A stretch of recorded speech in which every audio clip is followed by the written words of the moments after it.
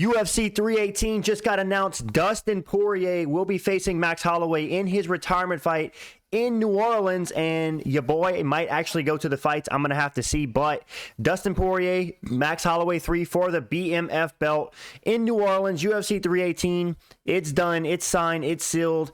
And man, what a matchup. I figured this is what they were going to go with all along. I knew Dustin Poirier and Max Holloway was kind of rumored behind the scenes, but now to see the UFC actually come out and actually announce it, I'm super hyped for this fight. This is going to be the first time they fight where there's no like asterisk. You know, the first fight, Max was a tiny little kid and Dustin Poirier submitted him. The second fight, the narrative was that Max Holloway was on 6 weeks notice. He wasn't bulked up to lightweight. Now they will both be bulked up in the lightweight division. This is going to be the closest fight they've probably ever had. This is going to also be Max Holloway's return. He has not fought since October, since being stopped by Ilia Topuria. And Dustin Poirier hasn't fought in 10 months since losing to Islam Makhachev in June. So pretty big layoff for Poirier, pretty big layoff for Holloway. But man, what a stage. I am surprised. I believe this is going to be the main event. Shout out to Dustin Poirier, BMF title fight in the main event.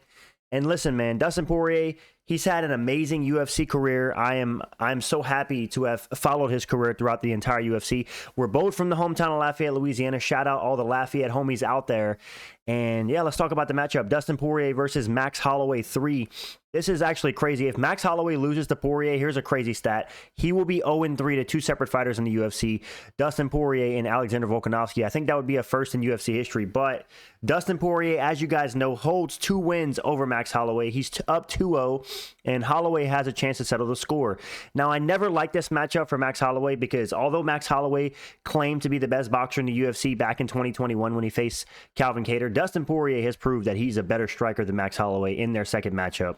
And Dustin Poirier has more lethal hands. I know there's the narrative since Max Holloway knocked out Justin Gaethje is that Max Holloway is sitting on his shots more. He has more power. But listen, man, Dustin Poirier, he got that dog in him, bro. He's Israel Adesanya Maxon, and I promise you, he's going to win this third fight. Dustin Poirier is going to go out on top with the BMF belt.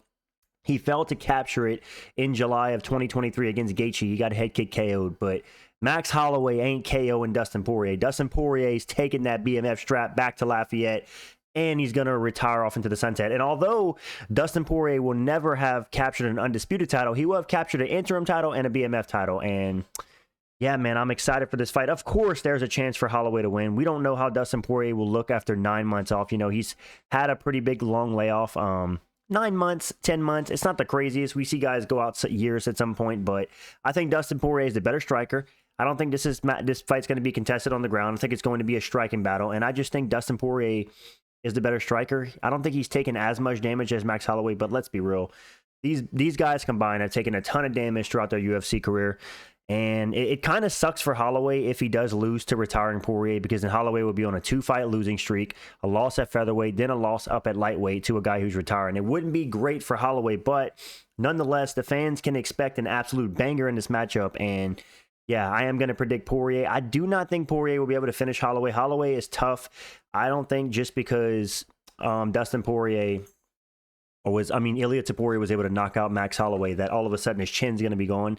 Max Holloway will be fully hydrated at lightweight, looking to take Dustin Poirier's head off, to volume punch a TKO on Dustin Poirier. But listen, man, I'm excited for this fight. And if I am able to go live, this would be my first live UFC event. How insane and sick would that be? But what do you guys think of this matchup? Do you guys got Poirier winning? Do you got Max Holloway winning? This matchup's a long time coming. The third fight, they actually haven't fought in 6 years, which is kind of crazy if you think about it. Their last matchup was in 2019, and this was when Max Holloway was riding a 13-fight winning streak and a defending featherweight champion. He went up to lightweight to face Dustin Poirier for the interim title, and Dustin Poirier ended up winning a 49-46 decision. It was a closer fight than people remember, but I think Dustin Poirier is going to make this one definitive, and he's going to retire on top. See you at the top. So yes, I'm excited, guys. The Dustin Diamond Poirier ends his career. He's been fighting for 18 years, I believe, and he ends his career at UFC 318 for the BMF title against Max Holloway. And another matchup that got announced recently, I didn't cover this, but Vicente Luque will be taking on Kevin Holland. And you know what? This came as a surprise to me because Kevin Holland recently said after he beat Gunnar Nelson that if it was going to be 170, he probably would only fight 1 to 2 more times this year because the weight cut's rough. But he steps back in there on June 7th, which is a month and a half away, against Vicente Luque. And You know what? This is a close matchup because Vicente Luque looked like his prime form against Themba Gorimbo. He secured a submission. A lot of people, including myself, were writing off Vicente Luque, saying, you know what? He had the brain hemorrhage. He's washed. He's taken a lot of damage. Themba Gorimbo is going to run through this guy. And boy, could we not be more wrong. Vicente Luque looked vintage. He went in there, submitted Themba Gorimbo in the first round with ease, and he looked to be in prime form. And if that same Vicente Luque comes to this fight against Kevin Holland doesn't have a damn shot. Listen, Kevin Holland is one of the most inconsistent fighters in UFC history. This is the kind of guy to knock out Islam Makhachev or Bilal Muhammad and then lose to Michael Johnson. If you get what I'm saying, like, he's just not a consistent fighter. He loses to extremely mid fighters and then he beats elite fighters to some degree in his UFC career. But he seems to be taking his career slightly more serious. He put down the coping because we all know Kevin Holland loves a bit of cope. He loves to talk about how he doesn't care about being the UFC champion because all the media and stuff that comes with it. But that's only a cope to say that he knows he can't become the champion. And yeah, man, this is a good matchup. If Kevin Holland beats Luque, I believe he will jump back into the rankings, which is kind of crazy because we went from Kevin Holland being 1-4 in his last 5, potentially saying he needs to retire from the UFC, to, oh man, Kevin Holland's now a ranked welterweight again. But let's be real. Kevin Holland's just in it for the fun fights. Here's also another crazy stat about Kevin Holland. John Jones made his UFC debut in 2008. Kevin Holland made his UFC debut in 2018, 10 years later, and Kevin Holland has more fights than John Jones. So just another slight jab at how inactive and crappy of a fighter in person John Jones has been over the years. But either way, back to the matchup. I do think Vicente Luque is going to secure a decision win over Kevin Holland. And then you're going to see Kevin Holland kind of throw a tantrum after the fight and put his hands up like, oh, I did all I could. I'm just here for the bag. But listen, I understand why Kevin Holland fights often. He has said himself that the UFC, he spends a lot of money and the UFC pays him well. He probably makes upwards of $200,000 a fight. And if he's fighting 3 to 4 times a year, I mean, this guy's dang near a millionaire. And yeah, man, can Kevin Holland go on a redemption arc? Because, you know, ever since he went on the Rampage Jackson podcast, he's made an absolute fool of himself. He kind of redeemed himself against Gunnar Nelson, had a wholesome post-fight interview. But I'm riding with my boy Vicente Luque, the silent assassin. I want to see him make a comeback. This guy, although he can't move his head off the center line, he's a dangerous striker, and he's got a slick submission game. So I'm excited to see this one. Booked for June 7th. Let me know who you guys got in the comments for this matchup. And another matchup that was announced recently, Face Gamrot versus Ludoveit Klein. This matchup made me smile because finally, we have a lightweight contender in Gamrot who's willing to give an unranked guy a shot. You know what?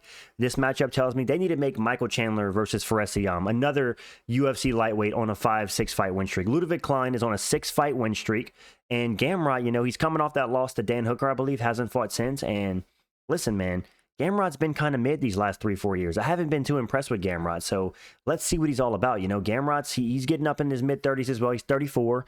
Ludoveit Klein is definitely in his prime, on a 6-fight win streak. And yeah, if Ludoveit Klein beats Gamrot, he's now a top 10 fighter, and you're slowly seeing the changing of the guard in the lightweight division because Dustin Poirier is on his way out, Justin Gaethje's on his way out, Charles Oliveira's 35, 36, Islam's probably going to be moving up soon. You're about to see a completely different top 10 in that lightweight division. Paddy Pimblett has been the first new fighter to crack into the top 10, and yeah, man, I am going to favor Ludoveit Klein in this matchup. I think Ludoveit Klein is looking good. He's got a lot of momentum on his recent win streak.